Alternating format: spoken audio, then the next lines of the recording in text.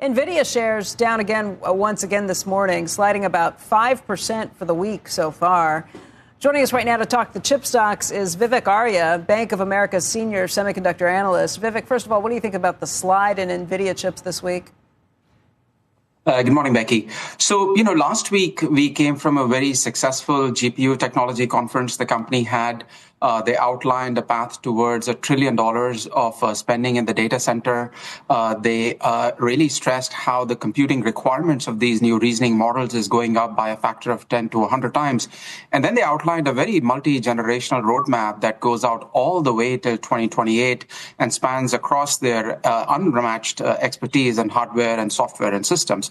So I think fundamentals are rock solid for the company. But what's also happening is there's a lot of geopolitical worries. There's a lot of angst regarding restrictions of their products to China. There is this new AI diffusion rule that is supposed to go into effect. It was put in place by the Biden team. And if it is implemented, and I think if is an operative word, then we could see the effects of this by May 14th when it is fully implemented. So I think the stock is essentially trying to go back and forth between fundamentals that are exceptionally strong and a range of these geopolitical worries, which we think will get priced in the stock by May 14th. And meanwhile, the valuation we think is quite compelling. So we do believe very strongly that the fundamentals will win the day. But over the next few weeks, we have to deal with some of this geopolitical volatility in the stock. Sales to China, is that 10% of their revenue? Yeah, their overall sales are about 13%, but about a quarter of that is going into gaming. It's going into automotive, into workstation.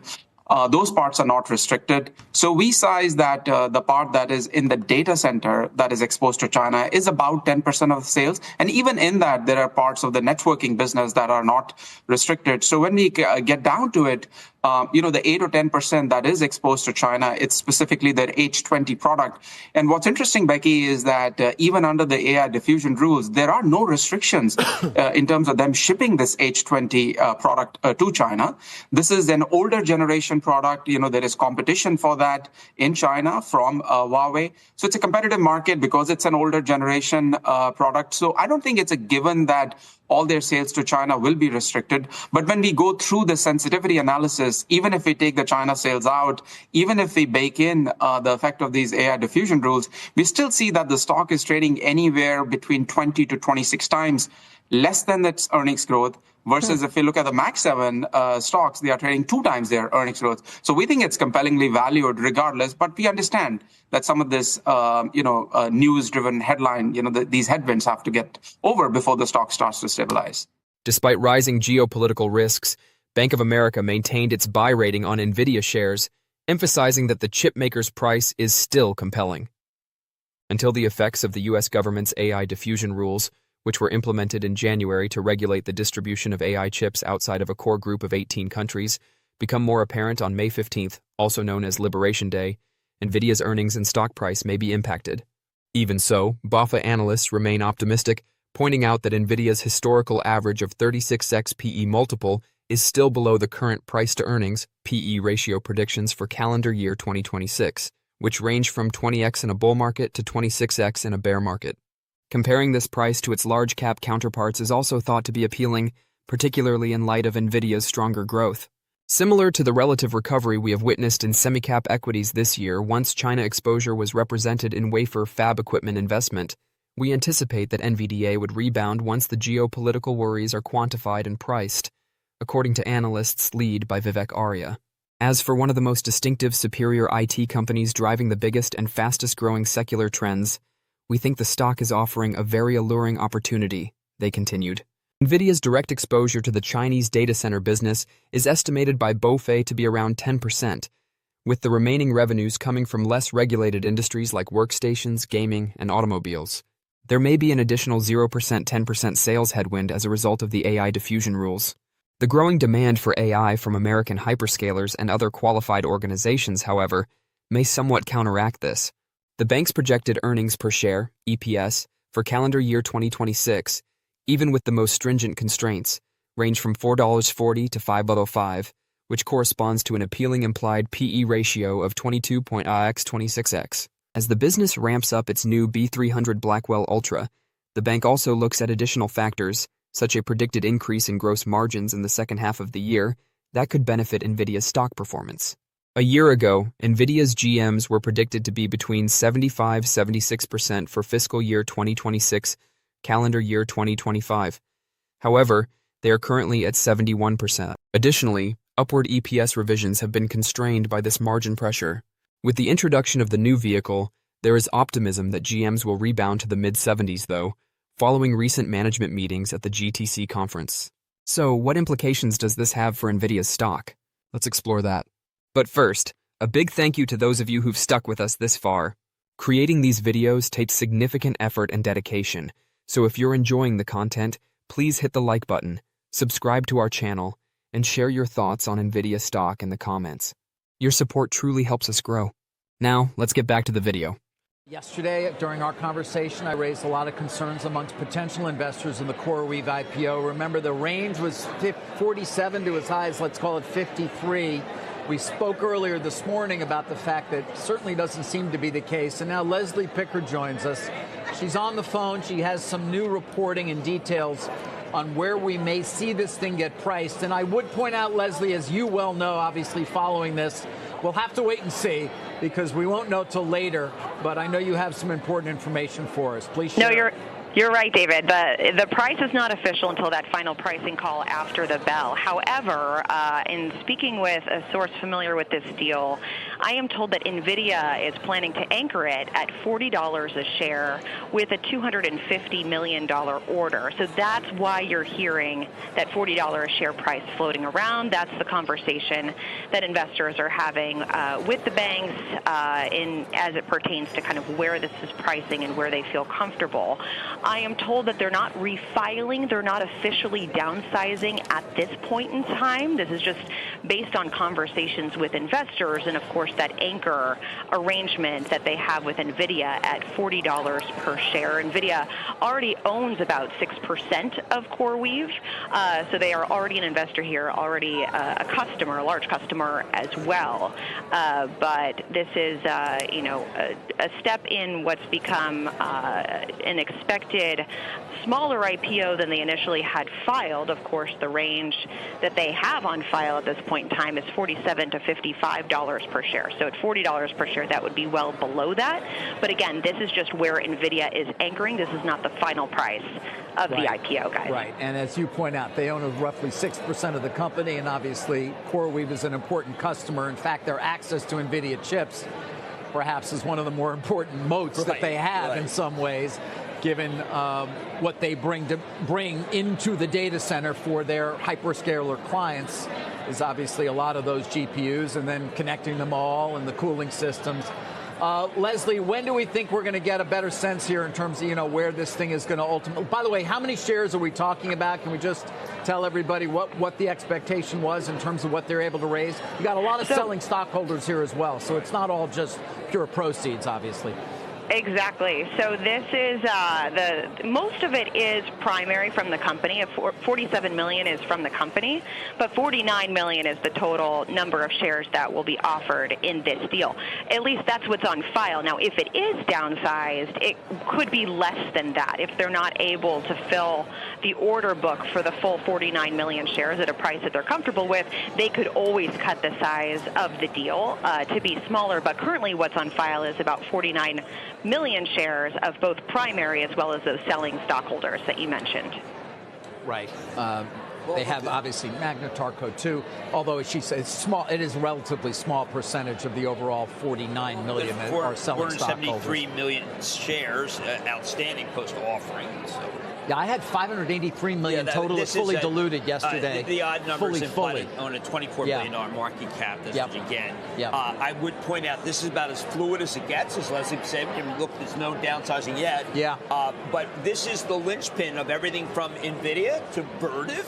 But Vertiv's in play. Vertiv got hit yesterday hard. Was that in part on the Cowen note as well? Yes, it was. Yeah. And I just want people to understand that this had been a major underpinning of much of what was remaining of the tech trade, as tech has been one of the worst performers of the year. And that's why we're going to be watching this IPO so closely, because it is in some ways a reflection not just of the IPO market, but specifically this trade. Leslie Picker, thank you for the great reporting. Following a steep decline on Wednesday due to worries that the AI chipmaker's sales may be negatively impacted by China's more stringent implementation of new energy regulations, Nvidia's stock will continue to be monitored. In Wednesday's trading session, the price broke below a pennant formation on the largest volume in almost a week, suggesting that the stock's current downward trend will continue. On the Nvidia chart, investors should keep an eye on important resistance levels close to $130 and $150, as well as critical support levels around $105 and $96. Following a steep decline on Wednesday due to worries that the AI chipmaker's sales may be negatively impacted by China's more stringent implementation of new energy regulations, Nvidia's stock will continue to be monitored. Authorities are advising Chinese organizations to use chips that meet stricter requirements in new data centers and when expanding existing facilities, according to a Financial Times report. This could put Nvidia's less powerful H20 chip, which the company customizes to comply with U.S. export restrictions, in danger of losing business. Due to pressure from worries about AI spending, slowing sales growth, and uncertainty around the Trump administration's trade policies, Nvidia shares have lost roughly 25% of their value since reaching their record high in January as of Wednesday's close. On Wednesday, the stock ended the day at $113.76, down about 6%. We examine Nvidia's chart in more detail below and apply technical analysis to pinpoint important price points to keep an eye on. Nvidia's stock has been declining in a descending pattern since hitting a record high in early January. In Wednesday's trading session, the price broke below a pennant formation on the largest volume in almost a week, suggesting that the stock's current downward trend will continue. It's also important to note that the 50-day MA recently formed a menacing death cross, a chart pattern that predicts the beginning of a new downturn, by crossing below the 200-day MA. Additionally, indicating waning price momentum, the Relative Strength Index, RSI, has dropped back below the 50 mark. Let's examine Nvidia's chart to find important support and resistance levels that investors might be watching. First, if the shares keep declining, it's worthwhile to monitor the $105 level. Near the March low, which also closely corresponds with a range of comparable prices on the chart dating back to May of last year, buyers may seek entry positions in this region. The shares may retest lower support at $96 if more selling occurs. The twin March peaks from the previous year, which are almost at the same level as the early August sell-off bottom, could provide support for this area of the chart.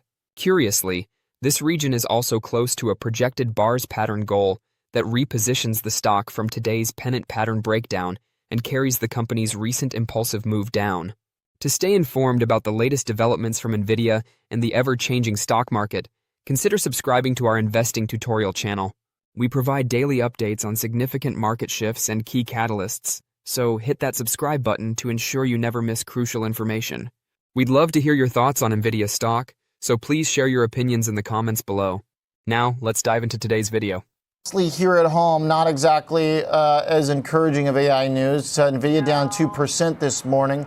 But I don't know, is a shortage a good or bad problem? I guess it's... was thinking with regard to this. I mean, you know, you have some new news around Nvidia today, and shares right now down 2%. So just extending that slide that we saw yesterday. I do wonder if some of this is technical in nature. The latest, this is according to a Reuters report, China's H3C is warning of an Nvidia AI chip shortage there. They're one of the largest server makers over there. They're not the largest, but one of the, you know, top server makers. They're seeing that they may have a shortage of NVIDIA's H20 chip. That's not the highest level of chips or AI processors because of the export controls that the U.S. has enacted on chips to China. And so the H20 supply chain is facing some challenges. They think they're flagging that their current inventory levels are basically nearly done. A lot of, we have some geopolitical tension that is, you know, kind of affecting the trade and supply chain. They're adding to this, you know, potential shortage. New shipments were supposed to come in by mid-April of this year, so there is some time, but clearly that timeline is running down. And then there's uncertainties about are the raw materials going to be available for these chips, especially in the face of rising export controls. We had new countries added to the export list yesterday.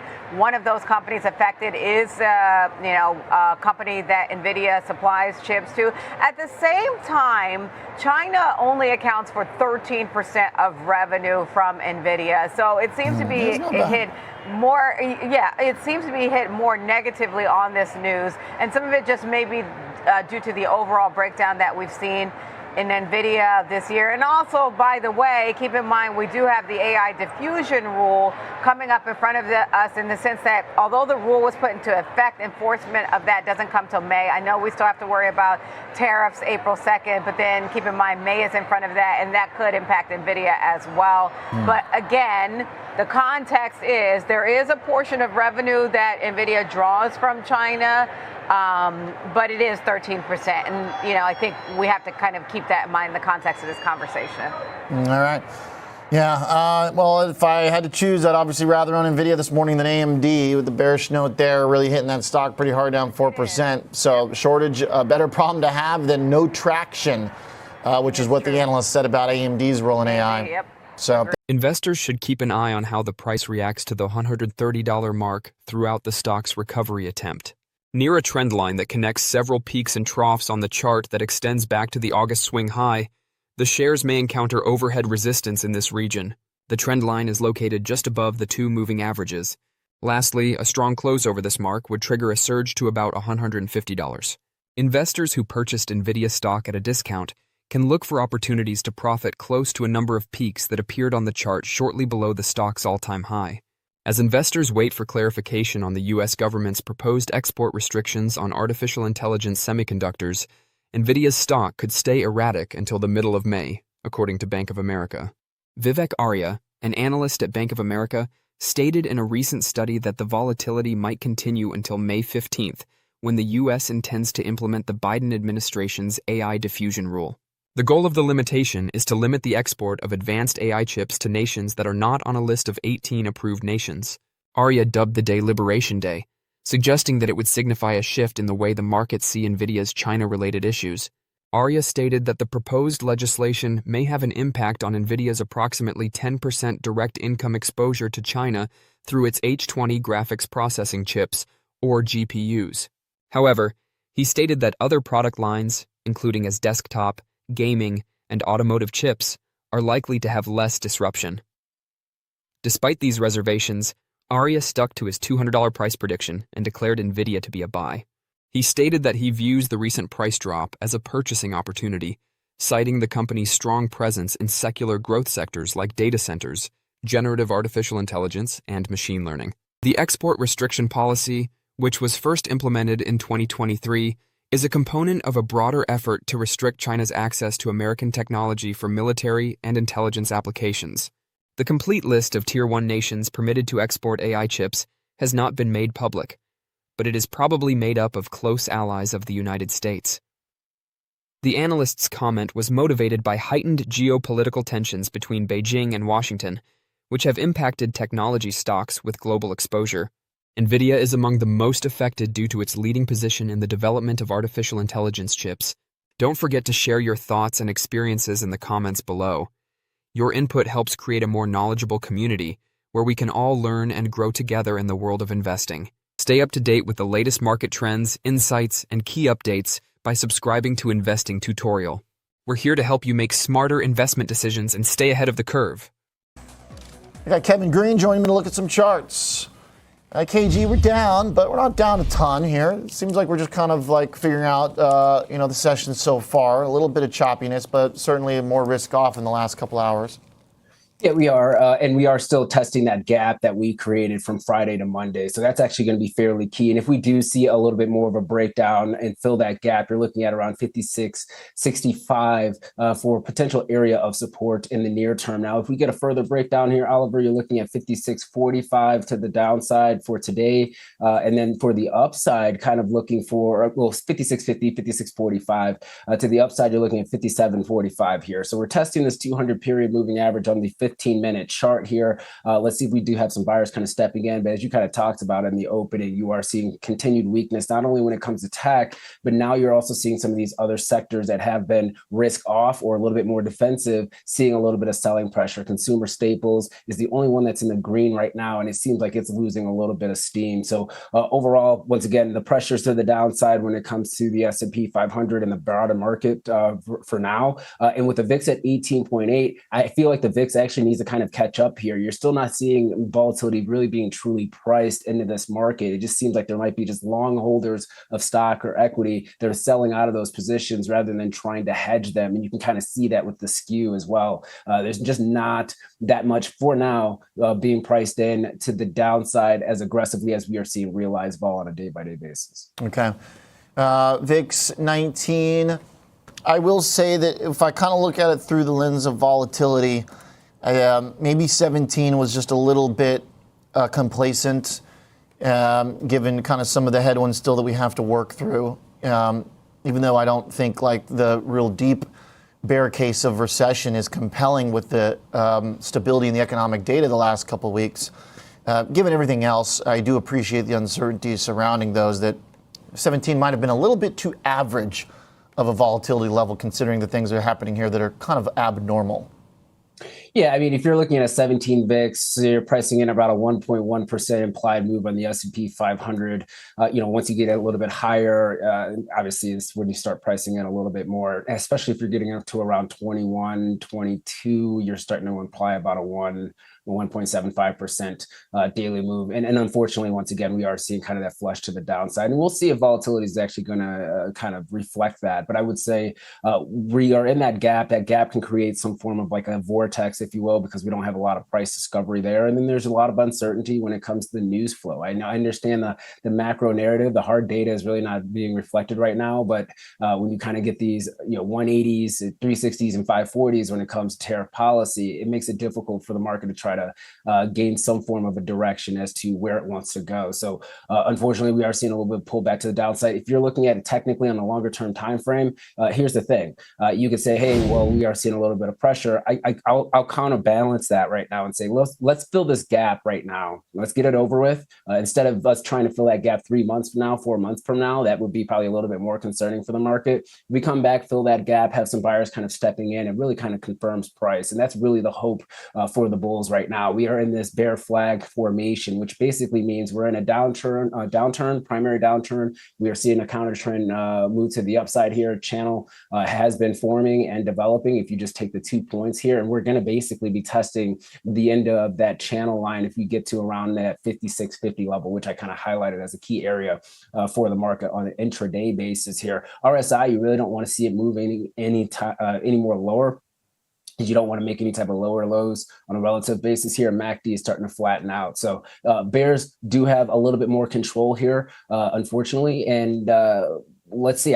Like I said, I would prefer to fill the gap now than fill the gap 3-4 months ago. That probably would send a bigger signal of a sell-off than what we're seeing right now. This could be just a check back, retest, and then push higher. Who knows? Well said. That is the bull hope, that we're just doing a kind of, trader adage, all gaps get closed, that type of thing, just kind of going back, testing, because look, we were there. That was a tough battle for 5 days, arguably kind of more, but really 5 days in a row for 5,700. So to then go back and maybe retest, just kind of something that the market does that's pretty natural. So hopefully this is just kind of a natural test of that. As we were talking about small caps versus big, breadth versus not, yesterday that the pressure really came from big tech. What are you looking for in that regard? Yeah, when we started this day off yesterday, we had about 65, 67% of the stocks in the S&P 500 actually going higher. And the S&P equal weight actually did advance around 0.5% before falling. So we were, for the most part, trying to hold up, but the mega cap names obviously pushed us down. And then you started seeing aggressive selling pretty much across the board when it came to a lot of these sectors, even those that still ended up in the green here. So today, what I would hope for, if you are a bull, is to see the fact that maybe some of the defensive sectors actually catch a little bit of a bid, even if communication services and technology continues to sell off. That signals at least a little bit of a rotation. Dollars are still being put to work. They're just kind of getting put from one area to another. What you don't want to see is a broad-based sell-off and just cash leaving the market, liquidity leaving the market. That becomes a little bit more of an issue here. And this ratio chart kind of just symbolizes the outperformance between the staples and the S&P 500. According to Bank of America, Nvidia's stock may be volatile until the middle of May, as investors process the effects of the impending export limitations on AI chips by the U.S. government. Analyst Vivek Arya warned in a note to clients that volatility might continue until May 15th, the day the Biden administration's AI diffusion rule formally goes into force. In an effort to strengthen controls over worldwide distribution, the rule restricts access to cutting-edge AI chips to a small number of 18 Tier 1 nations. There are many potential possibilities, and Nvidia's stock may remain erratic until May 15th, which is known as Liberation Day, when the effects might start to manifest, Arya said. Arya reiterated its buy recommendation for Nvidia with a $200 price target, notwithstanding the regulatory overhang. He pointed out that the company's H20 GPU line, which has roughly 10% direct exposure to China, may be impacted. Other business sectors, such as gaming and automobiles, are seen to be less vulnerable. Arya went on to say that Nvidia shares might rise again after geopolitical worries are factored in, describing it as a unique chance to own a well-known brand in rapidly expanding digital industries.